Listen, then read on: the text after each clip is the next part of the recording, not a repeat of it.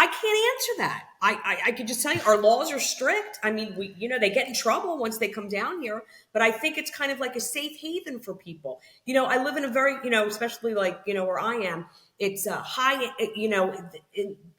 the downtown area is very high end and resorty and celebrity driven. It's become like the old LA. Everybody's kind of down here now, but you do find very unsavory characters, and you do find a lot of cases are emanate from this jurisdiction.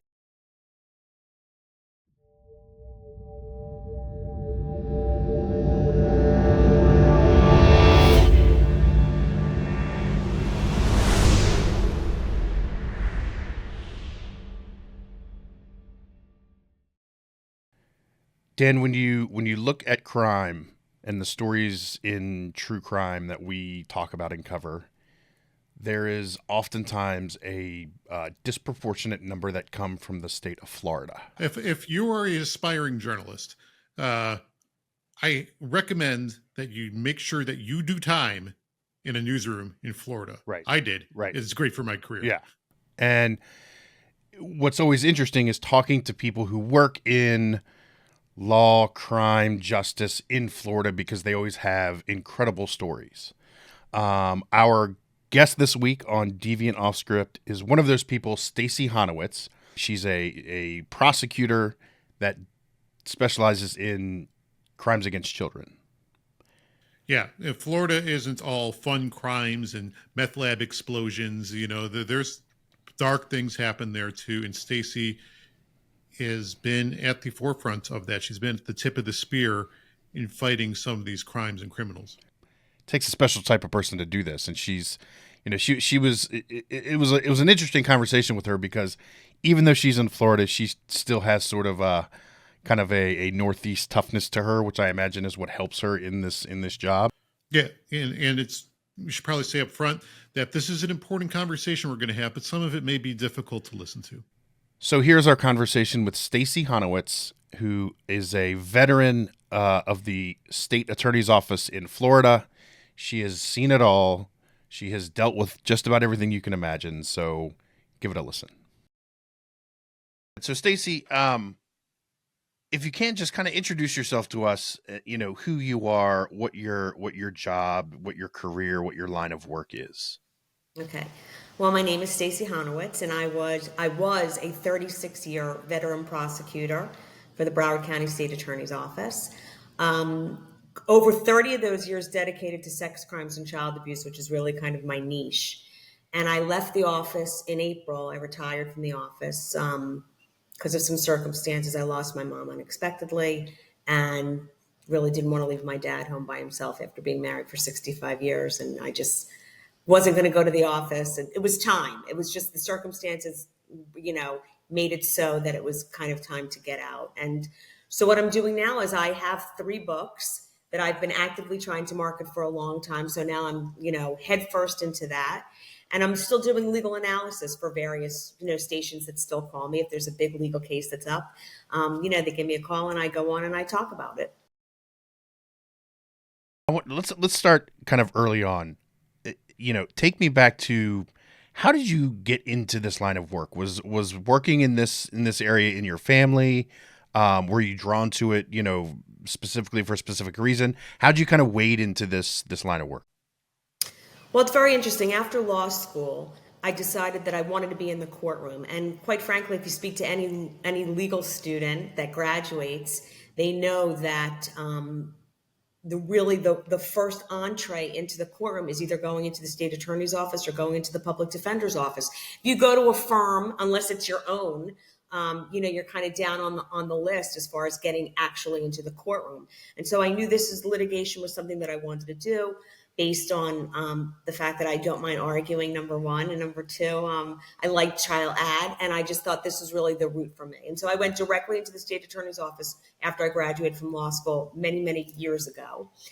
And as I started to do cases, I found myself really drawn to the cases that involved kids. Early on when you start in the office, you're not in a special unit, but you can still have cases that involve children. And when I had the opportunity to go to the sex crimes unit, I took it. When I really started in my office, there were not a ton of women. I mean, I'm really dating myself, but there were not a lot of female lawyers in the state attorney's office. And the first felony judge that I was in front of, I was his first female prosecutor. He had been on the bench a very long time, very well respected, just a fabulous judge, but he only really had male prosecutors. And I went in and I started practicing in front of him. And, you know, they tell you that you really learn things from your mentors. And he really mentored me terrifically. After we got past that, my name is Stacey. You don't have to say give it to her. You can say give it to Stacey. We became very close. You have a name. Hooray. You made it. Yeah. You know, he would tell the two male prosecutors, just give it to her. She'll do it. And I was like, finally, at one point I go, I do have a name. It's okay. And he, you know, he kind of chuckled and whatever. And he said to me, after I tried a case, my first case in there, he took me in the back and he said to me, let's just go over some of the fine points in what I see. And then we'll talk about the bad points. But the fine points were, he said, you know, there was a child witness in this case. And he said to me, I really enjoyed the way you handled this witness. You know, you didn't talk to her like an adult. You talked to her like a kid. You made her comfortable in the courtroom. She was able to tell a joke while sitting up there. So, and that was really my first foray into it. So when I went into the sex crimes unit and I found that I had the ability to really kind of get on their level and kind of drag things out of the kids that were difficult to talk about, it kind of became my thing. And that's why I stayed in there. And I stayed for a very, very long time because you know, you guys see the news every single day. There's a new sex crimes case. There's a sex trafficking case. There's something involving lewd lascivious behavior, lewd lascivious molestation. It doesn't have to be the guy that you see in the van with the glasses. You know, I've prosecuted the richest of rich and the poorest of poors with sex crimes. It really doesn't know any boundaries. And that's really why I stayed and why I loved it. And you must be very good at what you do, just because knowing what I know about how the Florida State Attorney's Office works, because my brother had a similar journey. He was a prosecutor in Pinellas County and Hillsborough County, and then he went into private defense before he became a judge. But, you know, to have longevity at the top of an office through different administrations, you know, there are political waters to navigate. So, you know, I think you have to be extra good at your job to last a long time in that office. We have to step back for 1 second. I worked for the same guy. Can you believe it? The state attorney that hired me was in office for 44 years. He must be really good at what he does. Yeah, he was really good at what he did. And so I was with him for a very long time. The new administration came in a couple years ago. But yeah, working for him and working with the people that I worked with was really unbelievable. I had a core group of people that were really just amazing. And, you know, when you work in that field, you kind of have to have a bit of a thick skin because people are constantly saying, oh, you're just the prosecutor, or you just want to see somebody go to jail. You don't want to seek justice, whatever. So you have to be able to really have that fine line of that's not my job. My job is not to just seek convictions. I'm not on a board that says, oh, you know, prosecutor of the year because she got 54 convictions. It is a matter of being able to weed through the evidence and know that you have a case and know that you can prove that case beyond and to the exclusion of every reasonable doubt. That's really what this job entails. Well, let me ask you this, because you mentioned that, you know, sometimes there's a perception that prosecutors are just trying to stack cases and stack victories, right? Defense attorneys do that, right? Their job is to win the case. My question to you is, what's success? What do you see as success for you and your job? If it's not, you know, winning every case, what is victory? What does success look like?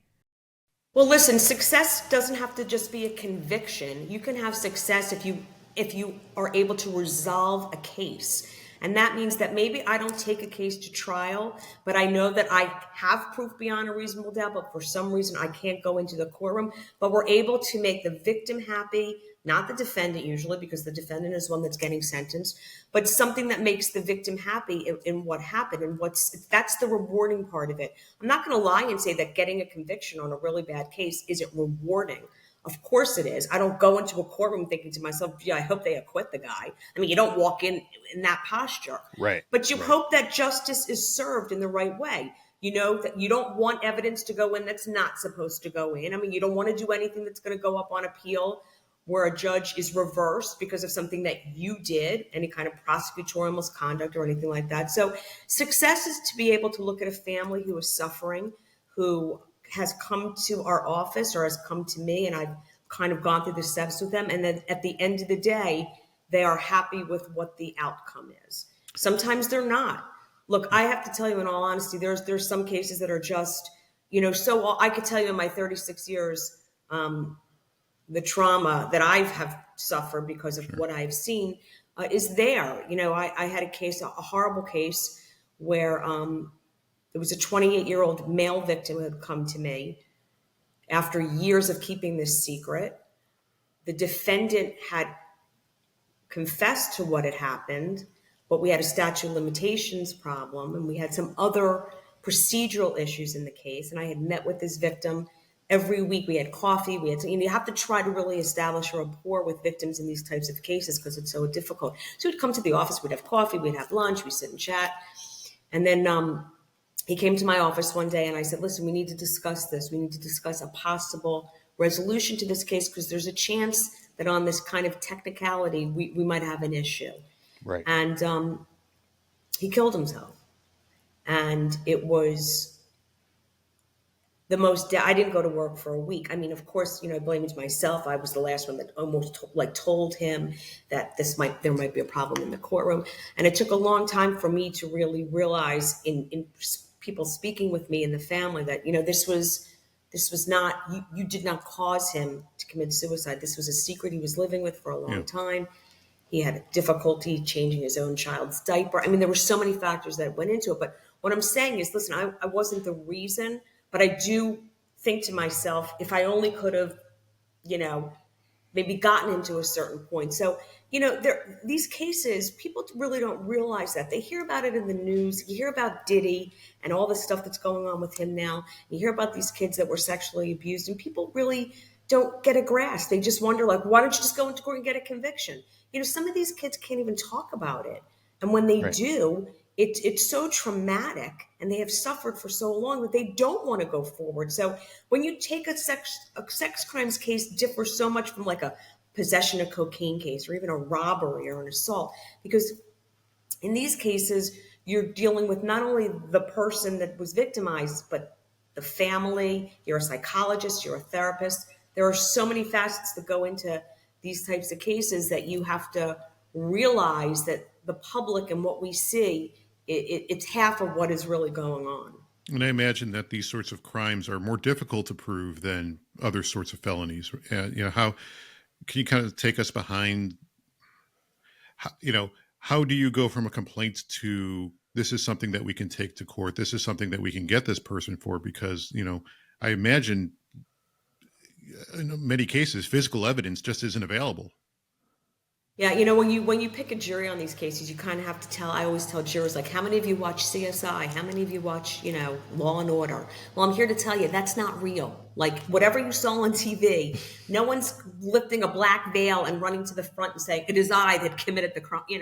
We're not finding a piece of fiber 48 years before rolled up in a carpet and there's semen on it. So listen, are there cases where we have substantial evidence, where we have DNA? Yes, of course. But the reality is this, these cases go unreported for so long that we do a lot of times have proof problems, not because we disbelieve that it happened, but we can't go into a courtroom because what are we going to show the jury? Right. I mean, if you're ever accused of something, you want to have the evidence against you. That's what you say. You don't just want somebody to say, oh, he did it. Oh, she did. Oh, okay, you're convicted. Yeah. You've got to have something.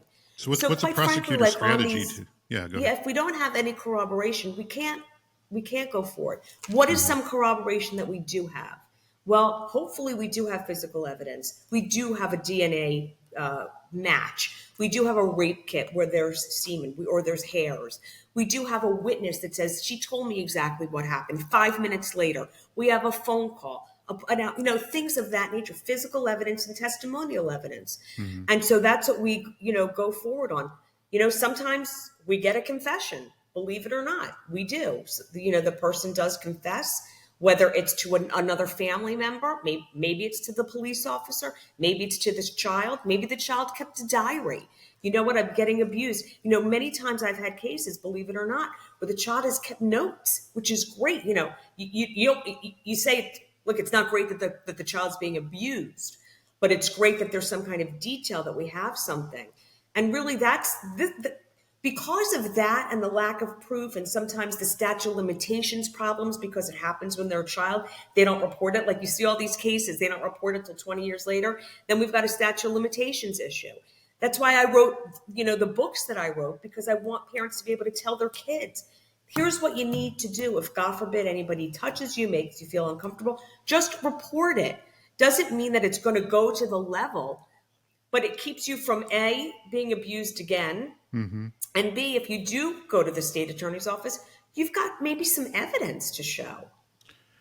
How and we'll get more into detail about your books in just a little bit, but the fact that you have to write books, right? That's a necessary thing. Like, makes me wonder, how widespread are crimes against children? Like, are there any statistics or is there any information out there about, like, in X% of families, this sort of things happen, or to X amount of children, that they experience abuse? You know what I mean?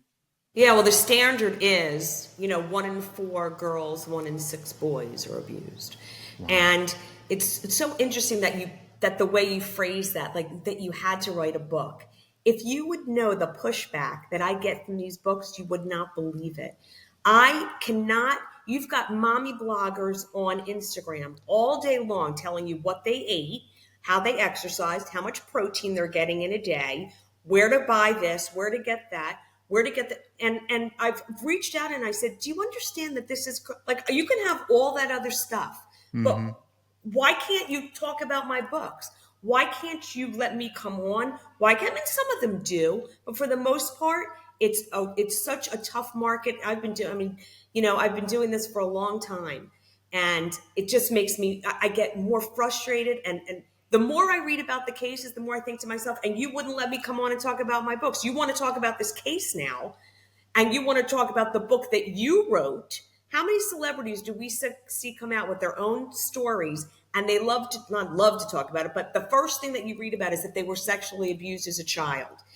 I can name the list. Yeah. So if you've been sexually abused as a child and you want to talk about it in your book, you don't think it's important to have maybe an ex-prosecutor on that's been doing this for years, that knows how important it is to talk to a child? I don't get it. I don't, maybe because I'm so engrossed in it and people don't want to hear about it or know about it. The reality is it goes on. And guess what? Jewish, Catholic, Protestant, black, white, fat, thin, rich, poor, it doesn't matter. You can't take this. I'll tell you an interesting story. I was getting ready to go on CNN, and there was a very high official in the green room with me that was going on a different segment. And he was very well known, and we were sitting there talking, and I had my books with me. And I said, hey, so-and-so, I know you have kids. Take a look. I was willing to give him the book, which I do all the time. You want the book? Here's the book. And this is what he said to me, and this is the response I get all the time. You don't know the neighborhood I live in. That would never happen in my neighborhood. I said, okay, I guess you can tell the rabbi that raped the 4 kids of this other couple. He's a rabbi. Did you ever think that he was going to do it? I mean, that's the thing. You open up the newspaper and you go, oh my God, I would never in a million years. Well, that's what a abuser is, a master manipulator. That's how they win, because it's the person that you would never, ever expect to be doing something like that. So that's the kind of pushback that I get. And really, when you ask me what I'm doing now, really that's my main focus. I'm going to get a mainstream. I don't care what it takes me, how long it takes me, but I'm going to do it so that people have this. Every pediatrician has it. Every gynecologist has it. Every counselor has it. Every Boy Scout. Anywhere that you've got kids in a group setting or even just at home, you need to have the book. Well, 1 in 4 girls, 1 in 6 boys. Those numbers are very compelling, and that's too much population to be confined to any particular neighborhood or place. So let's talk about your books. Tell us about the books you've written and what they're out to achieve. The books are written for little kids and for parents who say to me, I don't know how to start the conversation. That's why I wrote them too, because when I was interviewing all these little kids and the parents would come in and I would say to the parents, listen, did you ever talk to Susie about, I don't know what to say. I don't know how to bring it up. And I get it. It's water cooler talk for me. For the average person, it's difficult. Yeah. So I wrote these books. I wrote them in limerick form. My privates are private. Genius with a penis, don't touch. They're for kids. When you start learning about your body parts. How many times would you take your kid and say, "Oh, show grandma where your elbow is, where your nose is, where your eye is"? Well, guess what? You don't have to show grandma where your vagina is and your butt or your breast, but you need to know it. So when you're teaching them all these things, it's not a dirty. When you tell this is your elbow, this is your nose, this is your eyes, that's your vagina. What is so hard about that? It's really, I find the adults that laugh about it and giggle. When you're teaching a 3-year-old kid, that's the name of your private part. They don't laugh about it. They go, "Oh, okay, that's what it's called." Or if you don't want to say vagina, private part. What do you mean by private part? No one can touch you there. No one can touch you there. Maybe mommy takes you in the bathroom sometimes to have to wipe you or help you. Nobody else. You're attempting. You're trying to normalize. Trying to normalize it. Yeah. Like what is? Don't ever give fake names to private parts, because if a kid gets touched, I've had kids and they've gone to a teacher and said, "So and so touched my pocketbook." What? What are you? Or my flower? Or my? Not. If you give a fake name, someone might not know what the kid is talking about. So these are all the things that I try to kind of normalize and make normal. The books are written in limerick form. They rhyme. I did it that way because as we're little kids, you learn better. Use your noodle like Betsy Boodle. So the lessons are so easy. Even though I'm young and short, I won't be afraid to go to court. And a picture of a judge. I mean, such easy lessons. The parents called me from years ago that have had the book and said, "Oh, she's reciting Betsy Boodle. Oh, she told me, Mommy, don't touch me there. You're breaking the law." So it's so simple and it's so easy and it's so necessary. That's the thing. It's not a diet book. It's not a fad book, because sex crimes are never going to go out of style. They're going to keep happening and happening and happening. So it's never going to lose its traction. But if you have these, and it's like a preemptive strike. It's like a prophylactic, for lack of a better term. But to teach these kids, listen, here's the deal. Read it over, take it to the parents. If you have a problem, if you can't do it, if you're nervous, it makes it super easy. Then I wrote a third book because I found that in all of my years of doing this, I found a common denominator in kind of the 11 through 13-year-old girls was that they would tell me that they were bullied. And almost, they were bullied in school. And so sometimes when you are bullied or you feel that sense of not belonging and being tortured by other kids, you kind of concede or you kind of consent to stuff that you probably would not normally do, because it might tend to make you cool. Or you want to feel acceptance. Full acceptance, exactly. And all these little kids are so bad. And I wrote a book, "The Bully at School is Really Uncool." Guess what? Teach the kids at an early age. Early education is the key. When they were 12 and 13, you could teach them certain things, but it's not going to resonate as if you were a little kid. I remember when I was a little kid, remember the "Don't Do Drugs" campaign. Your parents said, "Don't take candy from someone. Don't take candy from a stranger." It stays in your head. Don't go off with a stranger. Don't do these, you learn these lessons early on. Hopefully they remain with you. And exactly what you said, I'm trying to normalize sex crimes because, quite frankly, it's in our everyday Universe. newspaper. Yeah. I imagine children who are victims of bullying are more susceptible, are a higher risk victim pool, for sexual offenders. Just, as someone who was bullied when he was young, I could say, you are willing, all you want is acceptance. You want to be liked. You want to be told that, you're smart or pretty or handsome or whatever. And, you crave that. And kids are cruel. Kids are cruel. Kids are terrible, horrible. Really horrible. Let me ask you this, even Stacey. it's interesting. Even when I went to give a lecture, they asked me to come lecture at a high school. And all through my years, I've lectured all over, mainly to parent associations, sometimes little kids, but high schools and whatever. And I have to tell you, now with phones and all that kind of shit, they don't listen. They don't want to know. They don't want to listen. They don't want to hear. They're very interested in their phone. They're like, "Yeah, that sounds good." You put on Instagram and I hate to sound like one of those old people, but I kind of do. It was a simpler time before you had social media. Social media really can be wonderful for some things, but some of the stuff that's on there, the feeling of needing to belong, the feeling of keeping up with the Joneses, they have it and I don't. Why are they on vacation and I'm not? I don't know if you guys remember that. Remember the movie The Ed Show? Was that the name of it? No. The Truman Show? Truman Show, Truman Show, yeah. where his whole life was. Yep, great movie. That's what Yeah. we've become. Yeah. Nothing is private now. Yeah. There's nothing. You got to record every single thing that you do because someone might want to say it. Someone wants to know what I'm eating for dinner. I don't know what the interest And the system is. won't let you escape. Yeah, it's unreal. Let me ask you this, Stacey. Beyond the legal side of what you do, I imagine you have to walk into familial situations that are extremely volatile. Parents accusing parents, a father who's been accused, the mother doesn't believe the kid or the mother doesn't believe the husband or, whatever it is.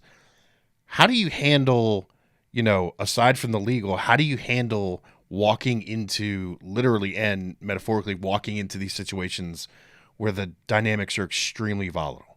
Yeah, that's a very interesting question because we do come across that. We did come across that a number of times where you have a parent that is, let's suppose they're going through a divorce, and it does happen. Are false claims made? Yes. They're few and far between, but it has happened. Where I have seen situations where the mother has kind of put the kid up to saying that the father has touched them or done something in an effort to gain an advantage in the civil court and divorce court to get full custody. And you've got to walk a very tight rope. I mean, it really comes down to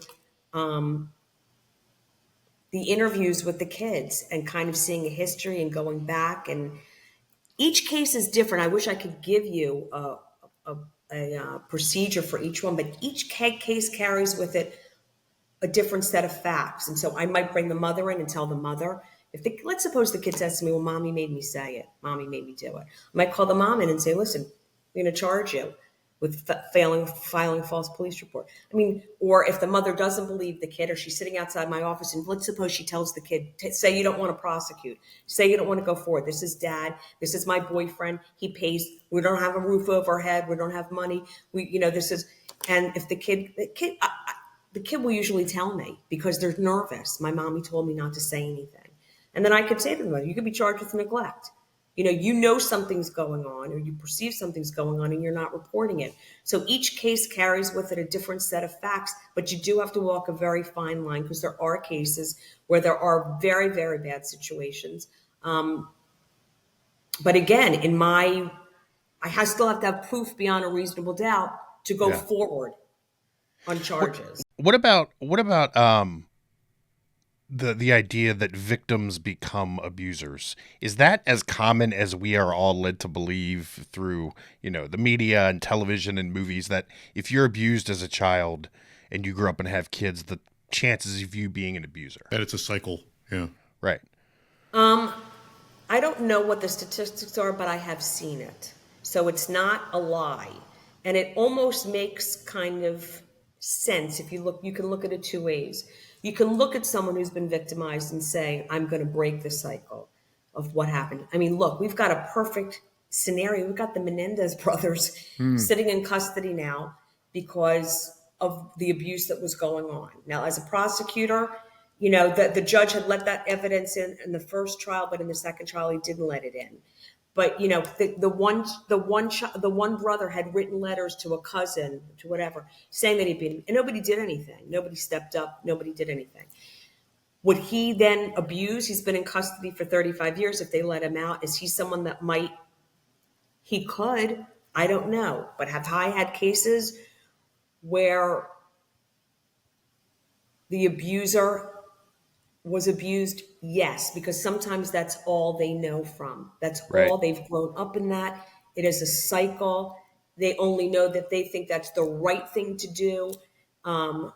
They have one side that says, I know this is bad. I know this is bad, but this is all I know. This is all I know. So I think probably having a psychologist on the podcast to talk about that, a real sex crimes expert that can talk about that. I mean, I only do it in the courtroom, and if I have to call an expert, I call an expert to talk about it. Or I don't call an expert. they would call the expert, because Sure. it's the defense that's going to say, listen, please, he was abused as a child.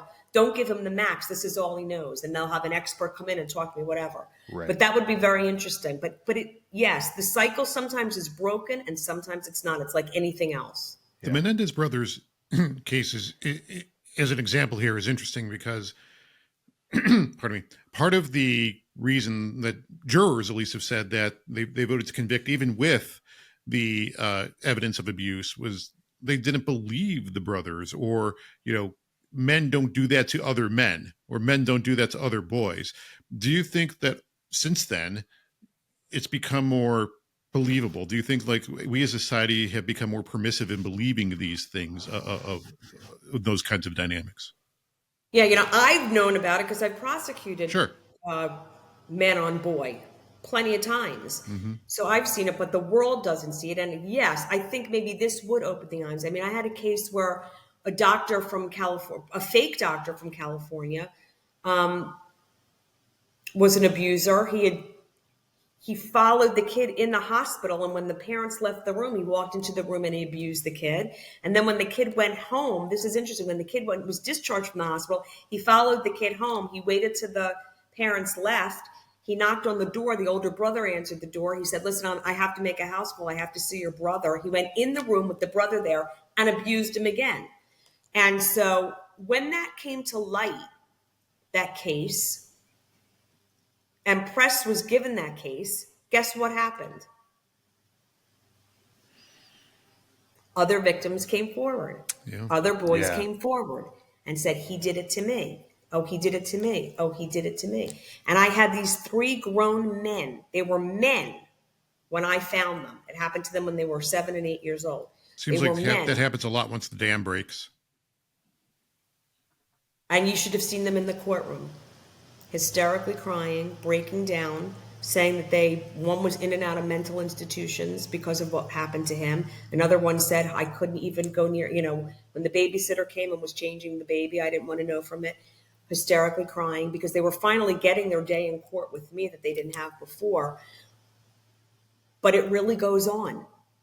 Boys notoriously do not tell like girls do. And we know what the reason is for that.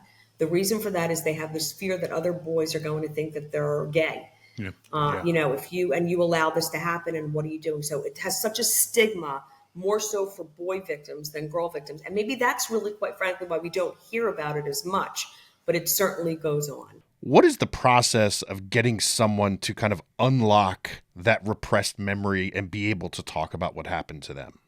Well, there's so much therapy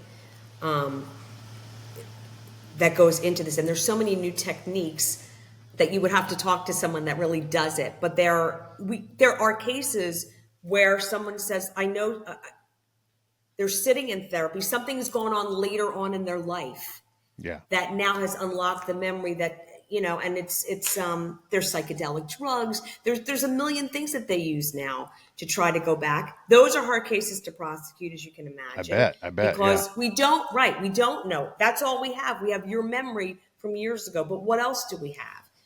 I had a case, very interestingly enough, going back 37 years. He was a child when it happened. He was in therapy and he started talking about it. And he reported it to the police and we started doing an investigation. He was able, once the memories were kind of unlocked, he was able to say, well, he took me out of school on I think Tuesday, it was becoming I think on certain days he would take me out of school at 10 in the morning when I was supposed to be in class and pretend we had to be somewhere. And I think at one time my cousin was in a room when he was doing, all these things started to come to light. And we did a full investigation and we found the school records where he did take him out of school at 10 o'clock on these days. He was in 3rd or 4th grade. And then we found the cousin who said, yes, I did witness all of this happening. I didn't know what to do. Sometimes you get lucky like that and you're able to go. I went to the grand jury, in front of the grand jury, and they returned an indictment. Many times it's very, very difficult. That's why this is what all reverts back to, why you need to teach them early so that you don't wait 30 years to talk about what happened, or you don't let it become blocked in your mind, that you have the ability to know somebody's doing something to me and I need to tell someone. How often do adults in these dynamics, the not the direct offender, the person who's abusing a child, but how often do other adults know something is going on, and they don't say anything, or they make excuses, and and that could be in statutory situations as well, right? The teacher student dynamic or whatever. Is that something that happens pretty often? And what should those people do? Yeah, you brought up a very good point. I prosecuted on Court TV. It was like one of the first Court TV cases. It was gavel to gavel coverage on the first female teacher and male student. And when you interviewed all the teachers, what do you think they said? We knew something was going on, but Exactly. Yeah. We kind of suspected something was going on. Well, what would bring you to that conclusion? Well, we saw him driving her car. He was in ninth grade. We saw her sitting with him. He sat with her at lunch every day. She brought him presents. She brought him gifts. I think I saw them kiss in the hallway one. Did you tell anyone? No. Why not? I didn't want to get involved. That's what people say. I didn't want to get involved. I didn't want to say that she was doing something wrong. Well, guess what? Now, if you think that somebody's being abused and you don't tell, you can be prosecuted for it. It's called failure to report. So, do we cut them a break back then? I mean, I'm going back years. I mean, years and years. But they know. Yeah, So a lot of times other people know what's happening and they don't want to get involved. And we find that in a number of our cases. Yeah. What case was that? State of Florida versus Beth Friedman. They found her guilty of providing alcohol to him. This kid took the stand. This kid did not want to listen. You think a boy that is getting free sex, good grades, alcohol, and gifts is going to report the teacher? You got to be kidding. This guy is, in his mind, living the life.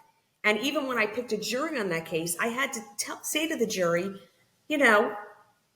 this isn't like Mrs. Robinson, the movie, like the older woman. And this is a teacher and a student. And if, God forbid, it was your kid, because people would make jokes, like when I was picking a jury, like, oh, it sounds like the greatest day of my life. Why didn't I have a teacher like that? Where, all the little jabs. And I would say, God forbid it was your son that was having sex, that you found out that an older woman teacher you were sending your kid to school to learn. And instead he's, getting oral sex in the bathroom by a teacher. What would you do? Oh, I never really thought about it that way. Yeah, because you're thinking in the sense of, this is so great. Yeah. So, why do you think that double standard exists? Because I covered a lot of those stories where there was like a teacher and a student, and when the teacher is a female, it's always it's a different standard than it is if it's the other way around. Yeah, it's because of society. We've kind of glamorized it. We've glamorized the older woman with the young boy, and we haven't made a big deal out of it. When those cases get prosecuted, they should be brought to light. They should be newsworthy. And a lot of them aren't. The real pretty girls, whatever, like we've seen a lot of the blondes, that whatever, they tend to pick those up. But the fact of the matter is, most of the boy victims don't want to prosecute. So that's why we end up, people always say, like, why did she get, probation and the male teacher got whatever? You know why? Because I couldn't get the boy to testify. I couldn't get the kid in to say anything. So I had to kind of give her a good, a good deal, because I don't have a victim. I don't have a witness, because a lot of these boys don't want to do it. And I'll tell you another thing, talk about getting bullied. Can you imagine being the kid that turns the teacher in, and what all the other kids are saying, the boys are saying? Oh my God, what are you, stupid? What are you, crazy? Why would you report her? And that's what happened with this kid. And this kid exploded on the stand in front of the jury, cursing and screaming like, what the hell, like, what am I doing here? And I can't believe this. And ran off this jury was just like, what are we supposed to do? Yeah. Because this reminds me that it's not just teachers who may see, oh, we thought something, but like when I've heard of several cases where the administration knew something was going on, and rather than do something about it, they just quietly went into reputation protection mode and quietly asked the person to resign or whatever. And they are our school administrators are is there a way for them to be more proactive in protecting children or getting, how should they be handling these situations? Well, the administrators know now. I mean, pretty much the laws in all the land have changed because of that, because of the protection. Because the schools don't want the attention brought to them. They don't want the reputation of, oh, that's the teacher that's the teacher at your school. That's such a lousy school, whatever. So but they know now. I mean, a lot of them better know that they can't be protected, that they can be prosecuted if they try to cover it up, and that they better take things seriously. Lots of times they don't take it seriously. The kid will come in or somebody will see something. Then they try to do like a semi-investigation. And you're right. A lot of times it just kind of goes under the carpet because they don't want that reputation. A lot of the colleges, when the athletes get in trouble, the schools don't want to really talk about it. They don't want that school to be the school known for athletes that are committing crimes. Now, I'm not, this is nothing. Ask Baylor University how that worked out. Right. Yeah, I mean, that's what you see. It's not something that's brand new that I'm talking about. These are things that have been in the news before. So everybody kind of has to take stuff seriously. There's a new thing called safe sport, like the gymnastics people. A lot of these schools didn't have a reporting agency that you could go to. They just they didn't call the cops. And then later on, all these issues started. Now they have this thing called safe sport. They have to go and they have to report it. And you are starting to see the tide change a little bit. I think because the press is getting involved and will kind of out the school or out the teacher, that they're starting to realize that, this is a real problem. What do? They educate. That's what you have to do. You have to bring in these teachers and you have to educate them and you have to let them know that if they are doing this, you will be prosecuted. That's the bottom line. You can be friendly with all. You could be the cool teacher. Beth Friedman was the cool teacher. She sat on the floor with them. She, whatever. Everybody wanted to go to her because she wanted to be a kid. She wanted to be that was her mental state, hanging out with the kids. And a lot of these teachers feel that way, that it's kind of cool to be friendly. Well, there's also a line that needs to be drawn in the sand. And if people don't start telling them that this is serious stuff, then they end up prosecuted. Sounds like preteens and teens could use a book from you too. Those who are in those kinds of power dynamics, with coaches or teachers, there's plenty of Larry Nassers out there, right? Listen, my case that I prosecuted, state of Florida versus Ray, I forget his last name. Anyway, that was the case that led to the Larry Nassar case. Because I had this gymnastics coach that went from gyms all over. As soon as he started getting uncomfortable, somebody maybe saw him do something, they called gym hopping. They're gym rats. They would go all over. Mm-hmm. And there was an allegation that he touched someone down here. And when I brought the charges against him, we went into a bond hearing, and all the parents of these elite gymnasts that wanted this gym coach to take them to the top stood in that courtroom calling me names. What the hell are you doing? Do you know what you're doing? They were mad at me. And guess what? We did an investigation. I found 4 other girls from 4 other states that came forward. There's a whole thing on the internet. I can't remember his last name. It was called He Could Have Been Stopped. USA Today and the Minneapolis Star did a 6-page series on it. My guy was featured 6 pages worth. And somebody read that article and called the police and said, yeah, the coaches are doing this, but what about the doctor? And that's how the ball got rolling. If you watch on Netflix, there's a documentary called Athlete A. And that's how that all got started. So you see coaches and teachers. And listen, that's why I said it runs the gamut. Everyone says to me, what's the profile of a sex offender? I go, there is none. There is none. It's not the guy in the van with the crazy glasses that you might see.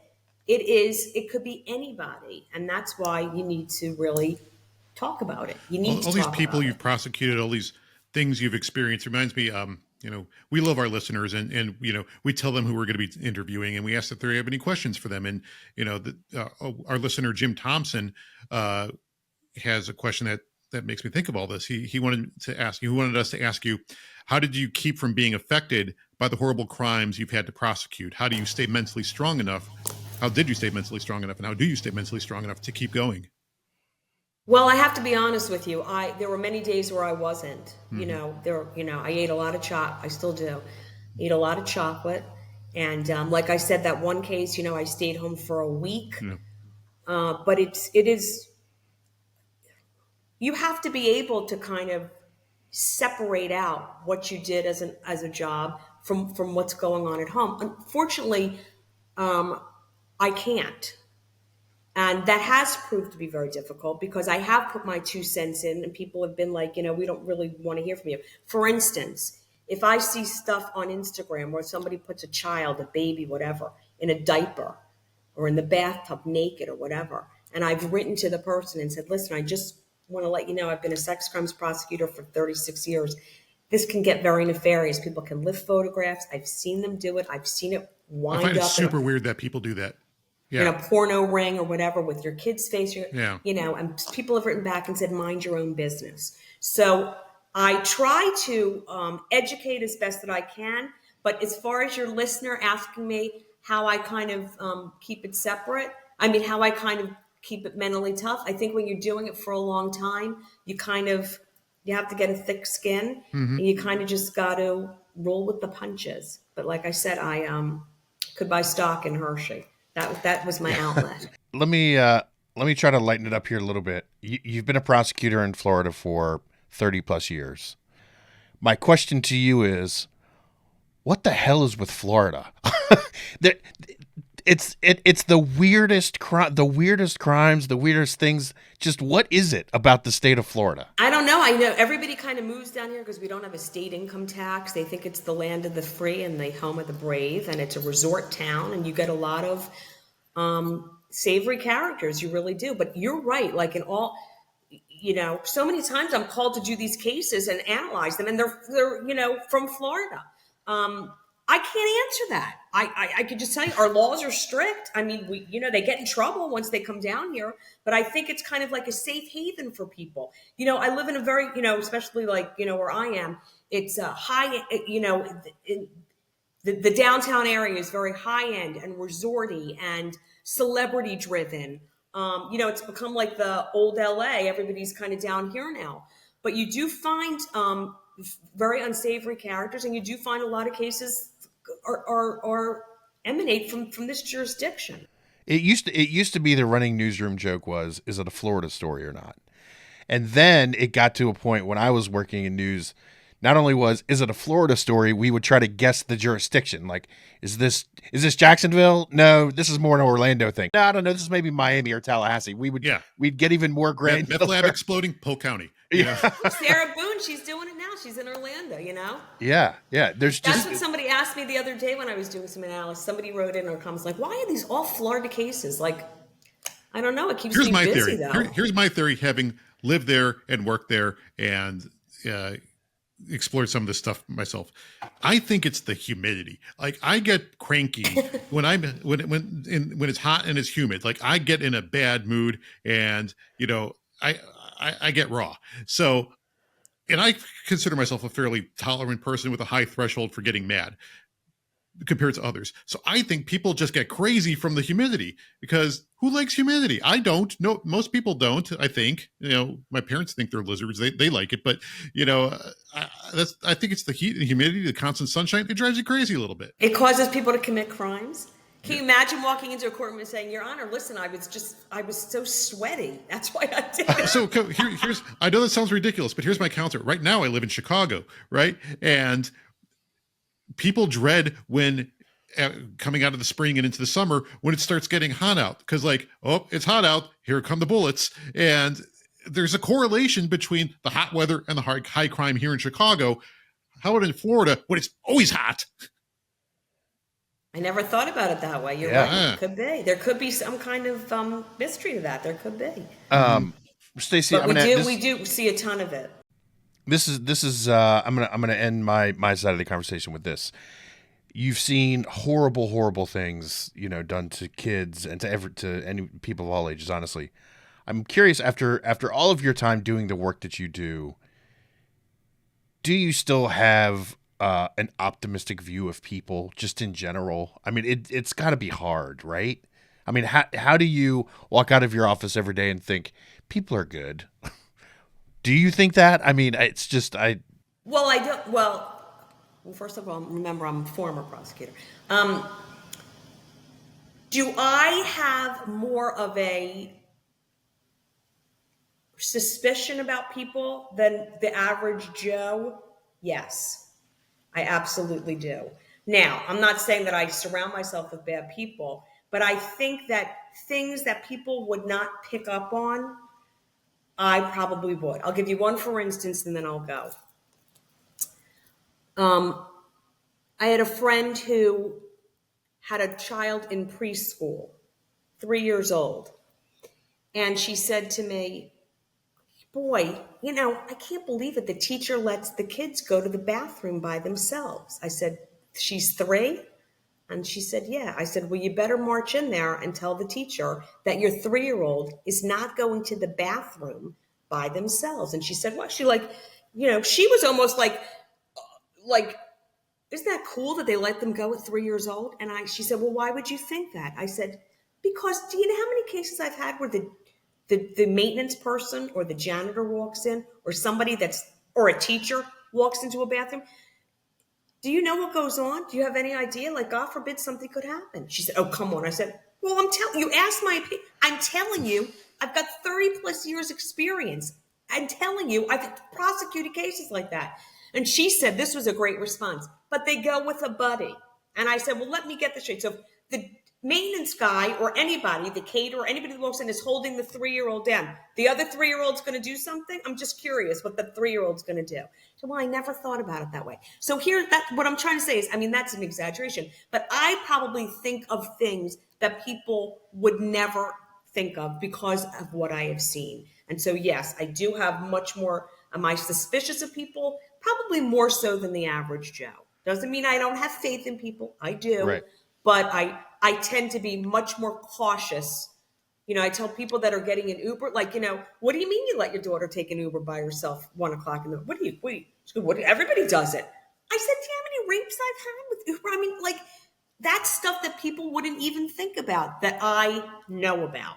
So, yes, that's what differentiates me from probably the average person. Right, right. Well, on the note of thinking about things that other people don't, like one of the last questions we always like to ask people is what did we not ask you that we should have? If you were interviewing you, what would you ask that we didn't? I think you kind of covered it, to be honest with you. I think you really covered it. I think that my book thing is really my thing now. I mean, that's really tell us the name of your books and where people can find them. The books are on Amazon. Everything's on Amazon. One is My Privates Are Private. The Bully at School is Really Uncool. And Genius with a Penis Don't Touch. So if I can, that's my new mission. My new mission, and my focus has changed because of some of the circumstances I told you about. But that, I think the timing, didn't want it to happen the way it did, but the timing I think is right for me to kind of full-fledged, because I couldn't do it when in the, working full-time and stuff like that. Now I have an opportunity to really kind of put myself out there and really kind of call people on it. I never was going to do it. I never was going to say, what's wrong with you? Like, how could you know? But you know what? I think I'm going to start doing it because I think it's really that important. And if you are watching this or listening to this, you can find links to those books in the description of this podcast, or if you're watching on YouTube, in the description of this channel. Stacey, thank you so much for joining us. We really appreciate your time. And, you are doing some heroic work, and, Bless you. Hearing you talk, hearing the things you did, it's really inspirational. And, thanks for spending time with us and our listeners. Appreciate it. Well, I really appreciate it, guys. Thanks for having me. Good luck on the podcast. I know you're going to get some great people.